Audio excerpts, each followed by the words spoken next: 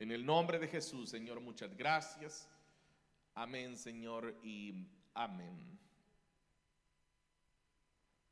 Que Dios los bendiga, amados hermanos, a todos. Vamos a abrir nuestras Biblias esta noche.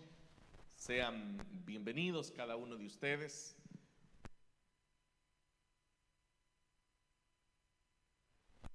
Nos encontramos, hermanos, en el capítulo 4 de este libro de los Hechos de los Apóstoles, y en esta oportunidad leemos a partir del versículo 7 en adelante.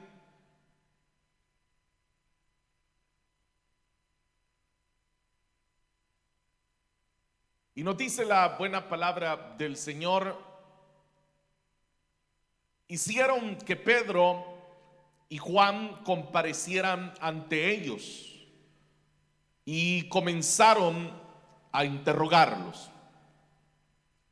¿Con qué poder o en nombre de quién hicieron ustedes esto? Pedro, lleno del Espíritu Santo, les respondió: gobernantes del pueblo y ancianos, hoy se nos procesa por haber favorecido a un inválido y se nos pregunta cómo fue sanado. Sepan pues todos ustedes y todo el pueblo de Israel que este hombre que está aquí delante de ustedes, sano gracias al nombre de Jesucristo de Nazaret, crucificado por ustedes, pero resucitado por Dios. Jesucristo es la piedra que desecharon ustedes los constructores y que ha llegado a ser la piedra angular. De hecho, en ningún otro hay salvación, porque no hay bajo el cielo otro nombre dado a los hombres mediante el cual podamos ser salvos. Amén. Llegaremos, hermanos, hasta este versículo 12. Por favor, tomen sus asientos.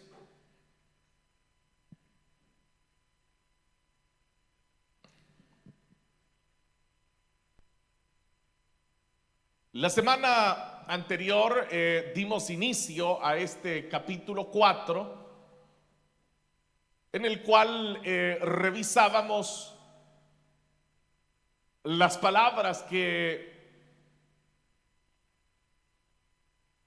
Pedro había referido en relación a la sanidad que se opera de aquel lisiado, que es con lo que finaliza el capítulo número 3, en donde después de operar la sanidad, Pedro entrega el sermón e inmediatamente en el versículo 1 de este capítulo 4 se nos menciona que ya de una manera más general dice que Pedro y Juan estaban enseñándole a la gente.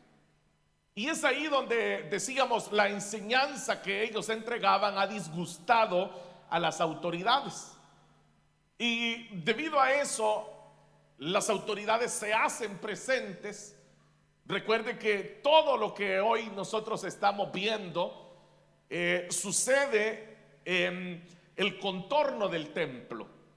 Por lo tanto, incluso la guardia del templo que dijimos estaba compuesta por levitas, se han hecho presentes también y son, podríamos llamarle, detenidos, son capturados Pedro y Juan y son trasladados para luego ser interrogados. Decíamos que por ser ya la noche, de acuerdo a las leyes judías, no se podía establecer el consejo, el Sanedrín no podía reunirse para dar un veredicto o examinar la causa.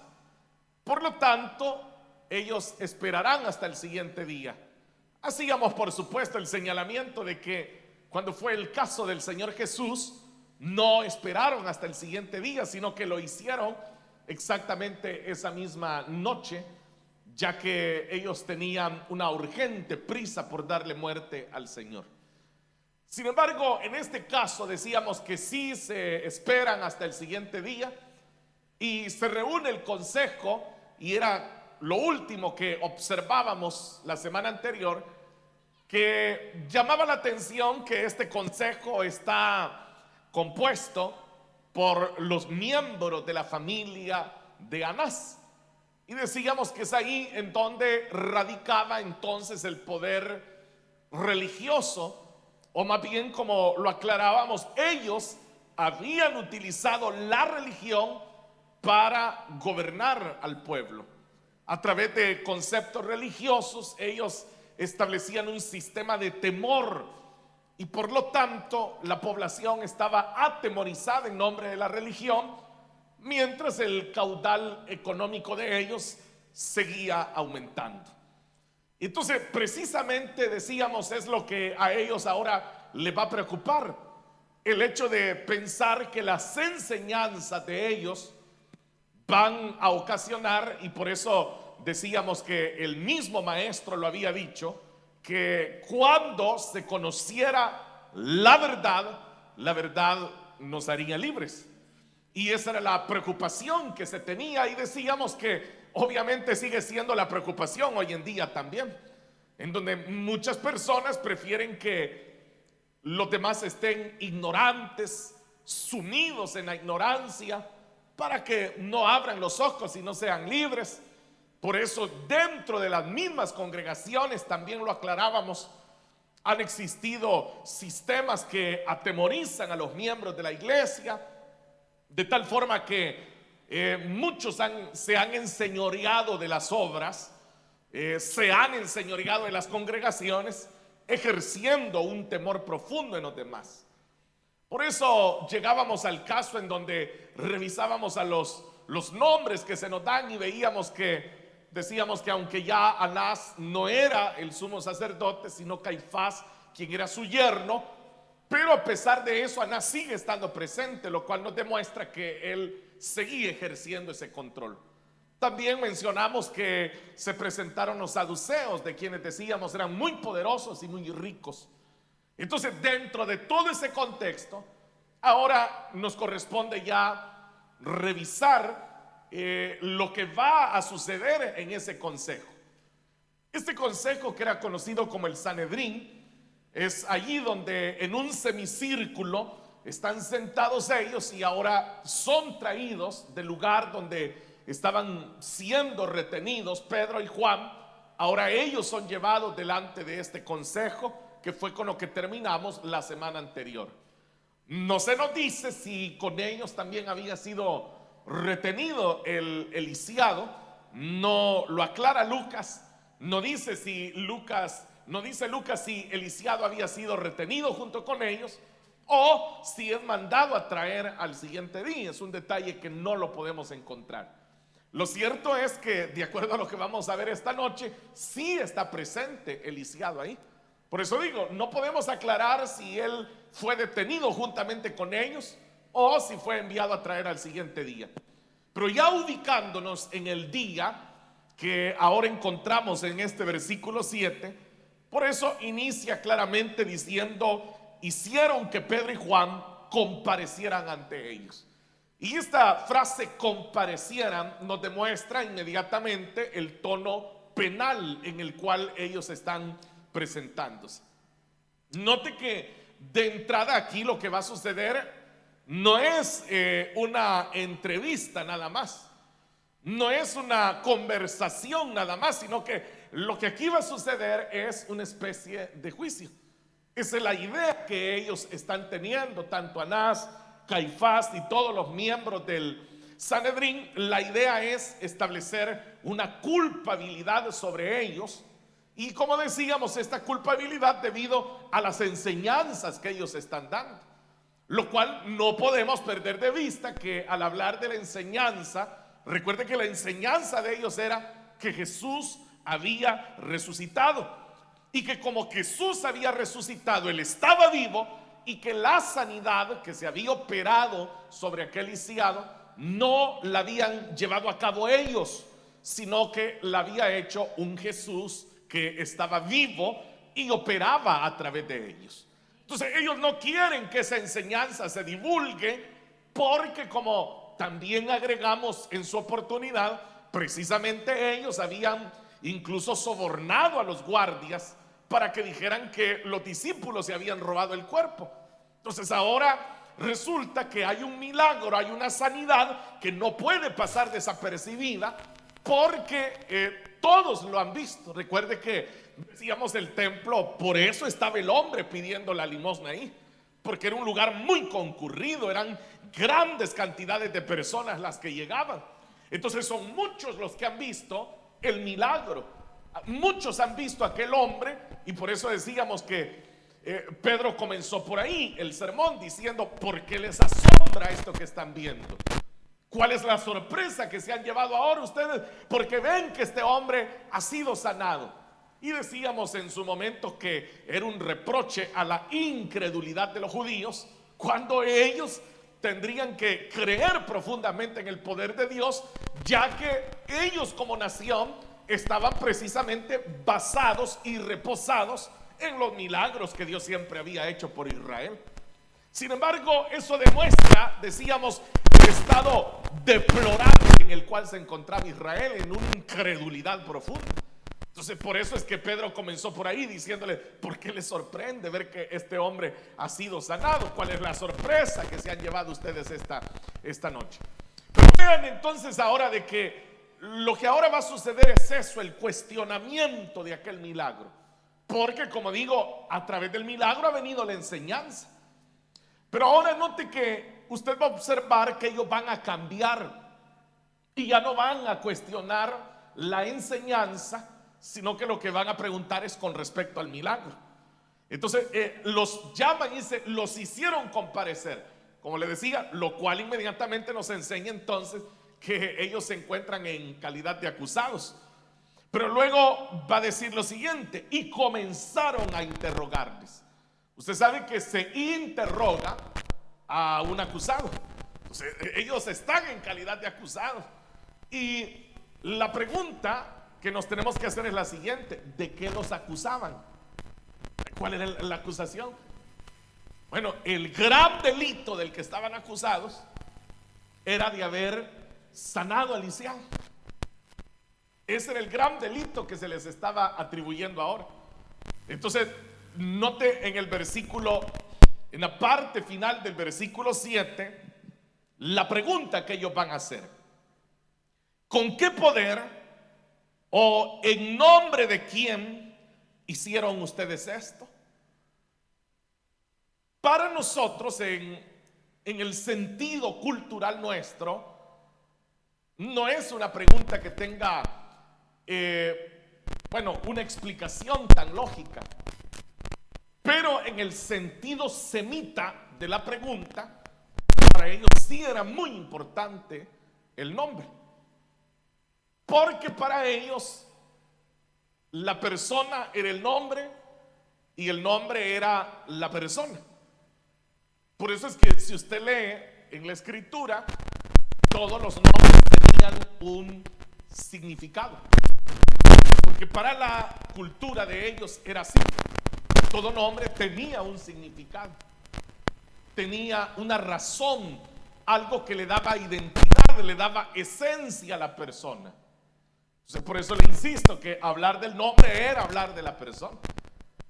Ellos muy totalmente diferentes a nosotros, porque bueno, usted habrá visto que en la cultura latinoamericana la gente le pone nombres a los hijos de acuerdo a la época en la que nacen los hijos, ¿verdad? Si le ponen el nombre del artista que estaba de moda en ese entonces, por eso es que usted se llama como se llama, y hay un artista de la época de sus papás que así se llamaba. O hoy en nuestra época más moderna le ponen, por ejemplo, nombres de deportistas a los niños, ¿verdad? Pero es por eso, porque para nosotros suena bonito, le vamos a poner. De hecho, son raros, y eso sucede hasta en los mismos cristianos, que son raros aquellos cristianos que les ponen nombres bíblicos a sus hijos. Es raro. Entonces, pero en el caso de ellos, como le digo, ellos respetaban una esencia. Entonces, por eso la pregunta más bien va formulada en el sentido de decir quién es la persona, y ahora usted le va a encontrar más sentido a la pregunta. ¿Quién es la persona que les autorizó para que hicieran eso? Esa es la pregunta que ellos están haciendo. Entonces, ahora como usted puede entender la pregunta, piense en algo más conmigo.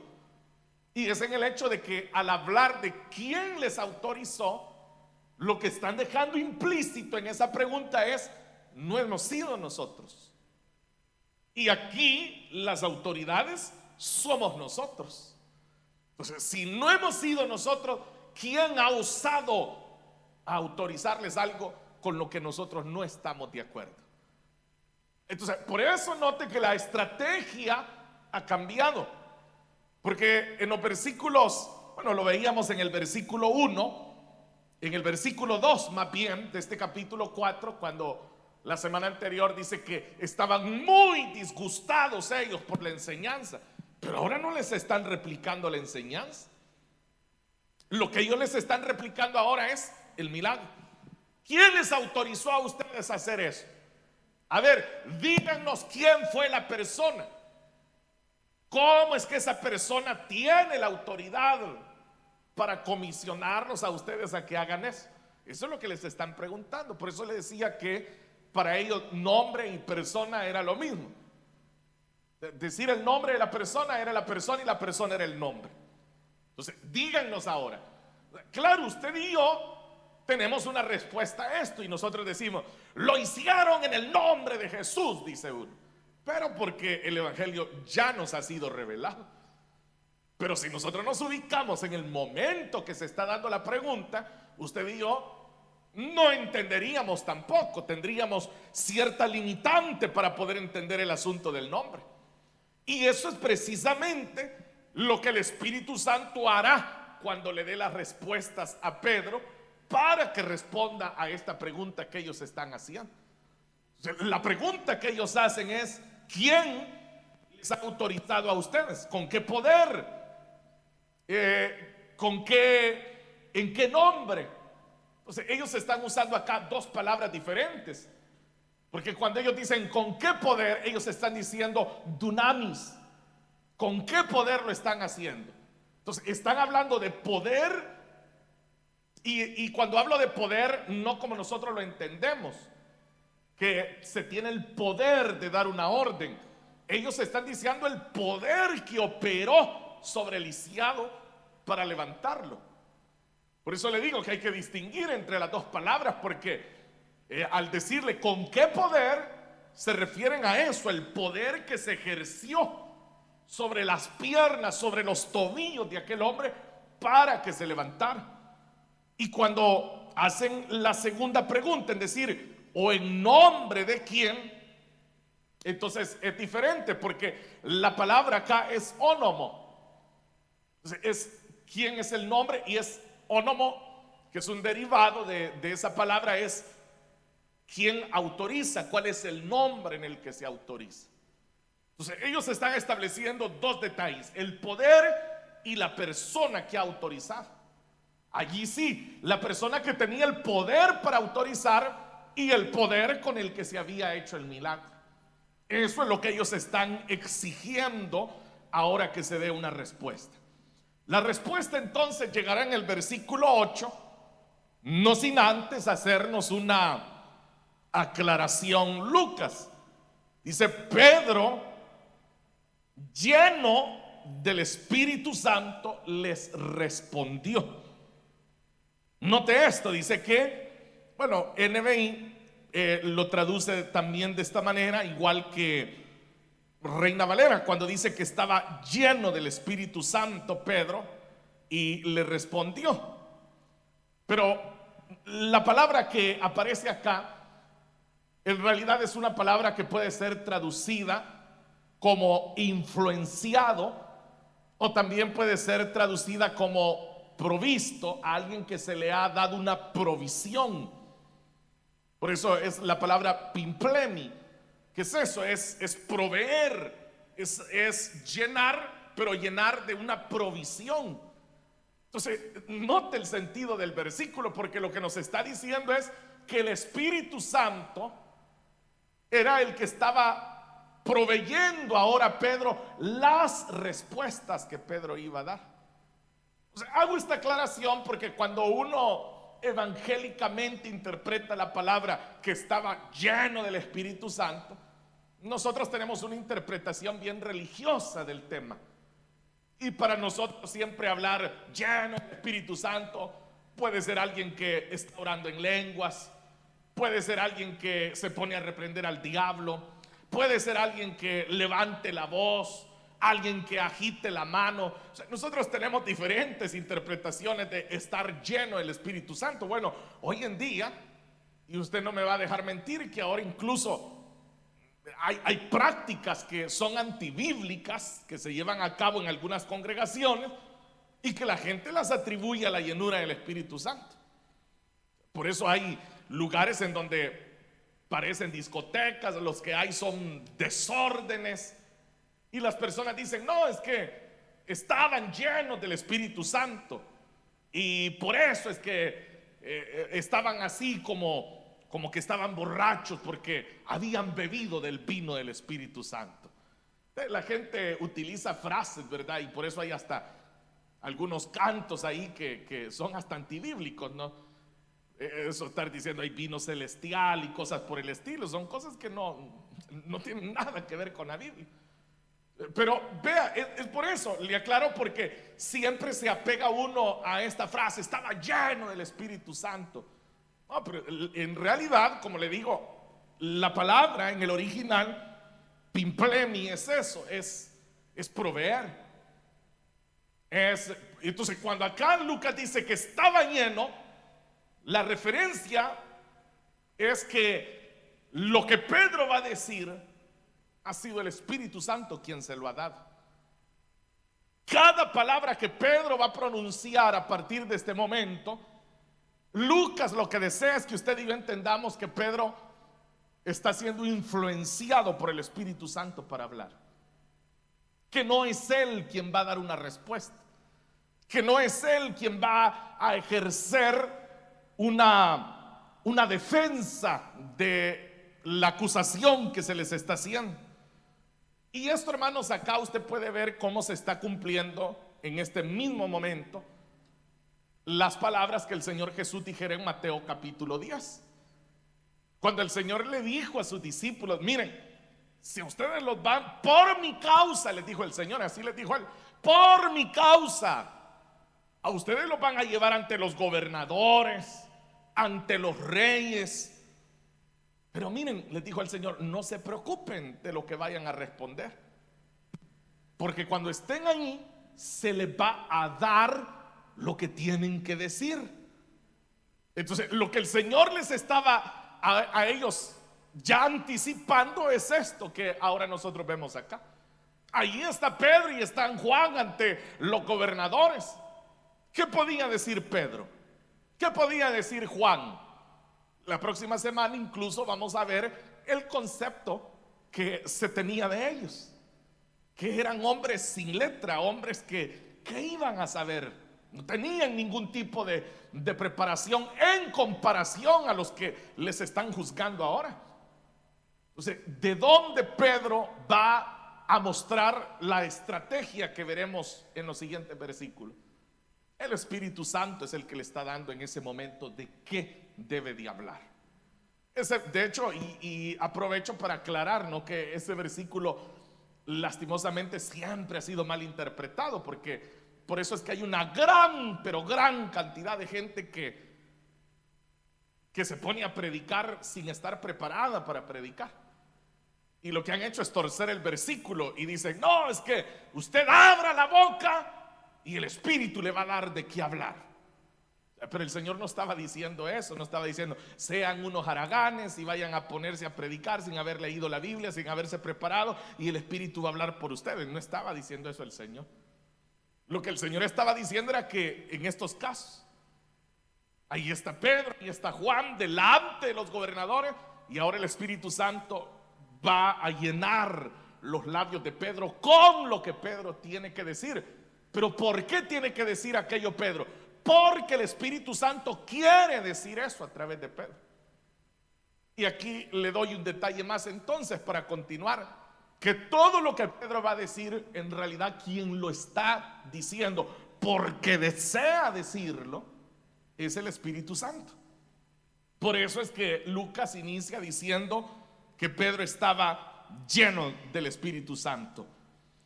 Oiga lo que va a decir: gobernantes del pueblo y ancianos. Note la manera respetuosa en la que Pedro comienza a hablar.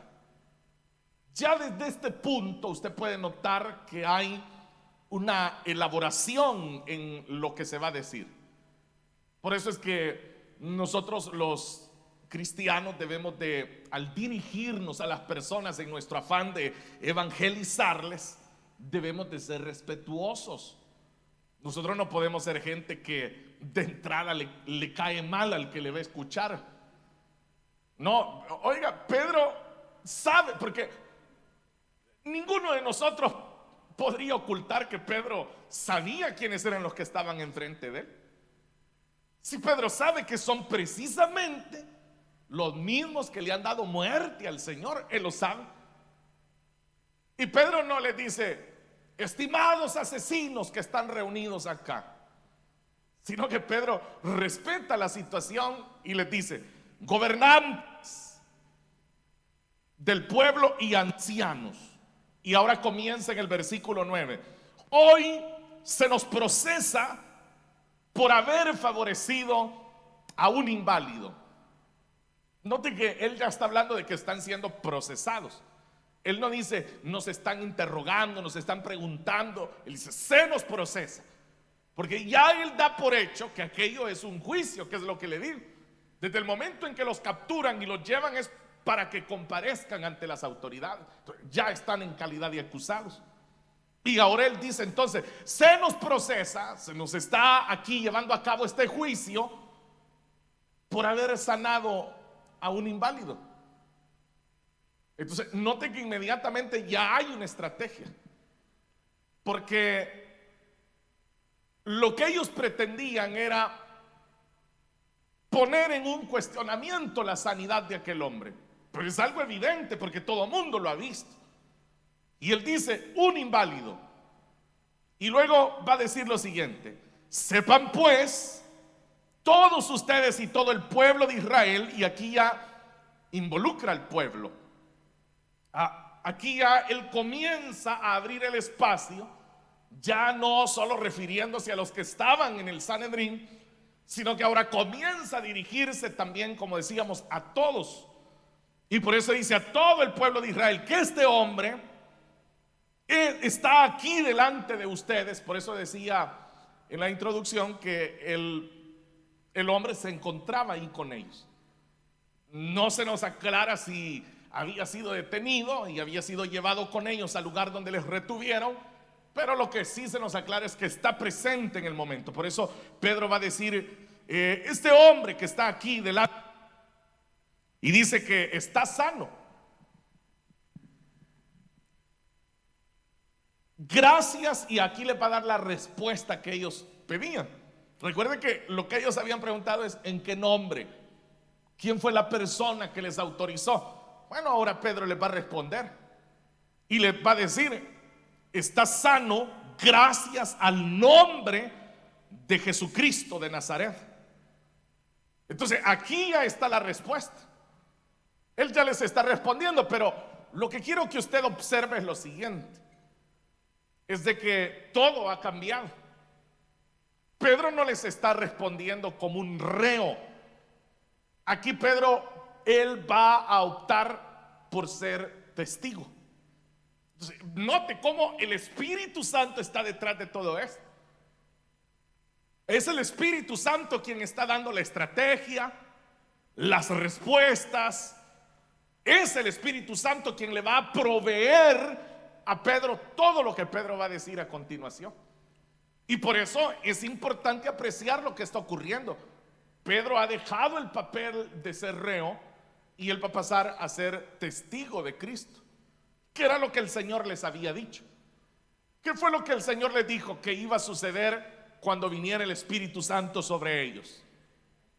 Dijo, van a tener poder, les dijo el Señor, para que sean mis testigos. Y es lo que está ocurriendo ahora. Por eso le digo que nosotros tenemos que identificar que es el Espíritu Santo quien está actuando ahora acá. ¿Y por qué le digo que Pedro va a pasar a ser testigo habiendo sido reo? Porque después de decirles que había sido en el nombre del Señor Jesús, que era la respuesta que ellos estaban exigiendo, Pedro va a pasar a hacer una acusación y les dice, crucificado por ustedes, pero resucitado por Dios. Entonces aquí a Pedro ya le dio vuelta a las cosas ya. Ahora los acusados son ellos, ya no es él. Él entra ahí con Juan como acusados, pero el Espíritu Santo ha actuado, ha favorecido, ha hablado y ahora ha revertido la situación de tal forma que ahora los acusados son los que pretendían acusarlo. Y les dice, ustedes querían saber quién nos autorizó para hacer el milagro. Jesús de Nazaret. Y yo sé que ustedes lo conocen porque ustedes lo crucificaron. ¿Por qué me preguntan eso? Y se me iba por alto un pequeño detalle que quiero que también lo observe. En el versículo número 9, en su parte final, si usted nota, la frase dice, y se nos pregunta cómo fue sanado, se encuentra entre signos de admiración, lo cual nos indica que lo que Pedro está haciendo es exclamando. Aquí hay como una sorpresa. O sea, Pedro está como haciéndose el que está sorprendido, como ni si todavía preguntan ustedes. Esa es la pregunta que no deberían de hacer ustedes. Es más, recuérdense que ustedes fueron los que lo mataron. Entonces, note que Pedro ahora está confrontando la hipocresía de todos los que están sentados ahí. Eso es lo que Pedro les está ahora enrostrando. Que ellos están fingiendo ahí que ellos son la autoridad religiosa, pero Pedro les dice que no se les olvide que fueron ustedes los que lo crucificaron. Usted sabe que el ser humano pues es así, ¿no? El ser humano puede fingir. El ser humano puede aparentar que no ha hecho, no ha dañado, que no ha calumniado. Y ellos lo que están haciendo. Pero el Espíritu Santo ha guiado a Pedro de tal manera que Pedro ahora ha revertido la situación y les dice, ustedes lo mataron. Pero por eso en el versículo 10, en la parte final dice, pero lo ha resucitado Dios. Lo que Pedro ahora les va a mostrar es que el plan de Dios no fracasó. Eso es lo que ahora les va a mostrar. Ustedes quisieron echar a perder el plan de Dios matándolo, pero Dios de todos modos siempre lo resucitó, porque los planes de Dios siempre han de triunfar.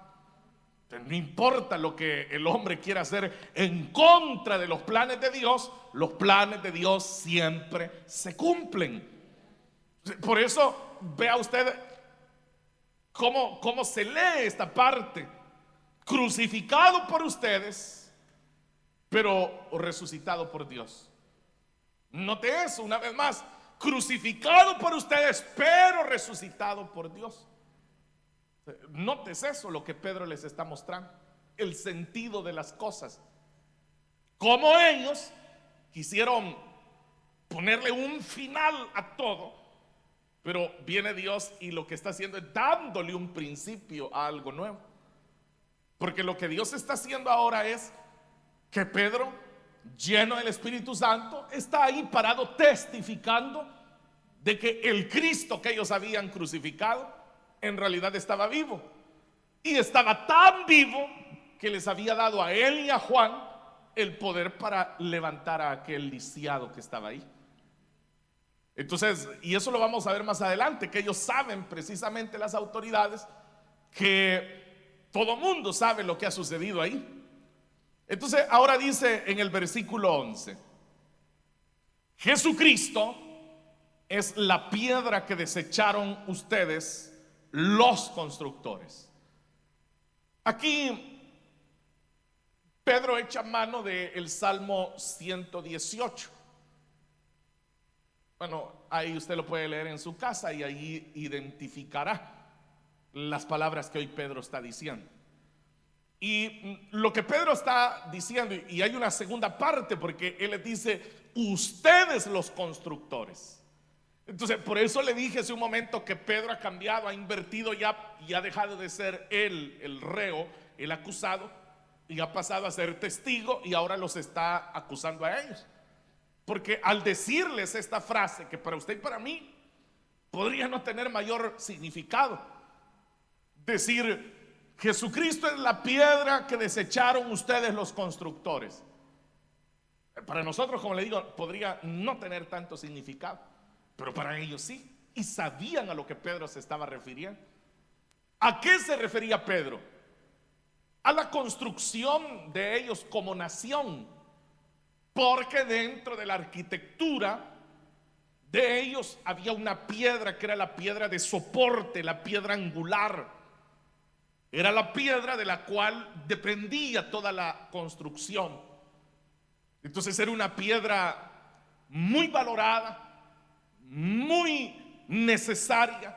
Entonces ahora Pedro está ubicando a Cristo como esa piedra que era sumamente necesaria para la construcción de la nación judía. Pero note que la responsabilidad se las está pasando a ellos, porque les dice: ustedes los constructores. ¿Por qué eran ellos los constructores? Porque ellos eran las autoridades religiosas. Allí está el sumo sacerdote, ahí están los sacerdotes, ahí están los fariseos, los saduceos, quienes se suponía que tendrían que haber guiado a la nación a buscar al Mesías. Son precisamente quienes guiaron a la nación a quitarle la vida al Mesías. Esa es la figura que Pedro les está diciendo ahora acá. Ustedes, los constructores, desecharon esa piedra, la tuvieron frente a ustedes y no la quisieron utilizar, y que ha llegado, dice ahora, a ser la piedra angular, el ángulo. O sea, lo que Pedro les dice es: ustedes desecharon la piedra, pero de todos modos el Padre la tomó y la puso donde tiene que ir. Y por eso es que, bueno, esta enseñanza será replicada posteriormente, y es precisamente la figura sobre la cual descansa la iglesia de Cristo. Cristo es la piedra angular de la iglesia. Por eso es que toda la iglesia está fundada sobre Cristo Jesús, no como enseñan los católicos romanos, que dicen que es Pedro la piedra. Dicen: no, es que Pedro es el primer papa porque ahí le dijo el Señor: Pedro, sobre esta piedra edificaré mi iglesia. Es que la piedra es Cristo, no puede ser un hombre. Estamos hablando de la piedra perfecta, angular, era Cristo. Y es lo que el mismo Pedro, que como le digo, al pobre Pedro han querido culpar y le han querido poner el papa. Pero dicen: no, es que es el primer papa, dicen. Pero ahí usted lo está viendo tan claro. Ha llegado a ser la piedra angular. No dice Pedro: yo he llegado a ser la piedra angular. No, dice que Cristo, a quien estos mismos que eran los constructores, ellos habían desechado, ese Cristo había llegado a ser la piedra angular. Luego va a finalizar entonces en el versículo 12 y dice: de hecho, y ahora va a ser aún más contundente, de hecho, en ningún otro hay salvación. Esta es una frase, hermano, que suena tan sencilla, pero tiene tanta profundidad. En ningún otro hay salvación. Si yo le digo a usted esta frase, en ningún otro hay salvación, ¿qué entiende usted en esa frase? ¿Qué entiende? Que no hay otra alternativa, así de simple. Que no hay. Que no es Pedro, que no era Juan, que no eran los apóstoles, que no son las obras. No hay. Eso es lo que está diciendo, no hay. O sea, si yo le digo a usted no hay, ¿qué entiende usted por no hay? Científica y teológicamente es que no hay, ¿verdad? Eso les está diciendo. Y de hecho, como usted dice, mire, y a propósito le quiero aclarar algo y que se da la oportunidad, en ningún otro hay salvación. Y si alguien preguntaba, ¿por qué dice eso? Bueno, porque no hay bajo el cielo otro nombre dado a los hombres mediante el cual podamos ser salvos. Y ahí lo dice de forma todavía más determinante. No hay, dice, otro nombre. ¿Qué era lo que les habían preguntado? ¿Por dónde comenzó el cuestionamiento? ¿En qué nombre? Ahí les está respondiendo ahora. Ustedes querían nombres, les dice Pedro. Se llama Jesús de Nazaret, les dice. Y por cierto, no hay otro nombre. Y usted sabía, ¿verdad? Que no hay otro nombre. No hay otro nombre. No hay otro nombre, aunque la gente quiera replicar esto, no hay otro nombre. Y que la gente diga, no, es que pídale a María. No hay otro nombre. No hay otro nombre, si no ahí diría, de hecho diría, no hay bajo el cielo otro nombre a no ser, y nos diera un par de nombres, pero está siendo categórico, no hay otro nombre. Y por eso dice, bajo el cielo no hay otro nombre. Por eso es que no somos nosotros los pastores, no puede ser un sacerdote, no puede ser nadie, ni usted mismo se puede salvar. No hay otro nombre, no hay en el cual se pueda ser salvo. Al decir yo esto, alguien podría replicar y decir, pero es que María no está bajo el cielo, ella está en el cielo. Porque de hecho la Iglesia Católica Romana se inventó, porque eso es inventado, no está en la Escritura, de que le llaman la Asunción, parece que le llaman, si no mal me recuerdo. Y es de que María está en el cielo y que a ella también el Señor se la llevó. Entonces es una enseñanza también para poder desligar de esto y decir, no, es que ella no es que esté bajo el cielo. Hay una insistencia y yo con esto quiero ser muy claro, ¿verdad? Si usted lo ha notado, raras veces yo toco temas que tengan que ver en cuanto al catolicismo romano o incluso otras sectas. No lo hago, pero en este caso se vuelve necesario porque ahí lo está diciendo Pedro tan claro. Y como hay tantas enseñanzas diciendo que hay salvación de otras formas, no las hay. No las hay. Y por eso es que la Escritura es tan clara incluso en decirnos que no es por obras para que nadie se gloríe. Porque no se trata de qué es lo que usted tiene que cumplir y qué es lo que no tiene que cumplir para ser salvo. No, es que es por gracia. Es por gracia y es por creer en este nombre, en el nombre que Pedro está proporcionando ahora, el nombre de Jesús de Nazaret. Por eso lo dijo claramente en el versículo número 10, dice, al nombre de Jesucristo de Nazaret, crucificado por ustedes y resucitado por Dios. Solamente en ese nombre. Y por eso lo insiste claramente. No hay bajo el cielo otro nombre dado a los hombres mediante el cual podamos ser salvos. Por eso es que usted y yo estamos seguros de nuestra salvación, porque hemos creído en ese nombre, en el nombre de Jesucristo de Nazaret. El día que usted y yo nos rendimos a Él, eso fue lo que dijimos: Jesús, ten misericordia de mí. Jesús, perdona mis pecados. Jesús, salva mi alma. Jesús, me arrepiento. Eso es lo que nosotros hicimos. Y por eso es que nosotros tenemos la certeza que somos salvos. ¿Cuántos salvos hay aquí esta noche? Ya será en el versículo 13 en adelante donde veremos la reacción que los gobernantes tendrán. Porque usted sabe que ante esta declaración que Pedro está haciendo acá, obviamente habrá una reacción. Y es lo que vamos a continuar estudiando la siguiente semana. Nos restan todavía 3 estudios más de este capítulo 4. O sea, para que usted tenga una idea, hay tanta riqueza en un solo capítulo que todavía tendremos que desarrollar 3 estudios más para finalizar este capítulo 4. Así que lo animo a que, si el Señor nos da la vida, nos veamos una vez más para que continuemos aprendiendo la palabra del Señor. Amén, hermanitos.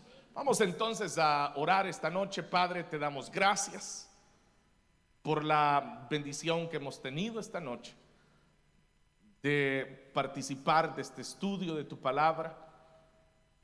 Tenemos en nuestros corazones la necesidad y el ferviente deseo de aprender más de ti. Por eso cada uno de tus hijos y tus hijas se han esforzado para estar en este lugar y ser ahora instruidos en estas verdades. Te suplico, Señor, que cada uno de nosotros pueda atesorarlas y sobre todo, Señor, recordarlas en todo momento. Gracias te damos por haber tocado nuestras vidas, nuestros corazones, y porque nuestros labios han pronunciado con fe tu nombre, el único nombre en el cual hay salvación, el único nombre en el cual el ser humano puede ser salvo: Jesús de Nazaret. Gracias te damos, Señor, por tu fidelidad. Gracias, Señor, te damos por tu amor. En el nombre de Jesús. Amén, Señor, y amén. Gloria a Jesús. Amén, hermanos.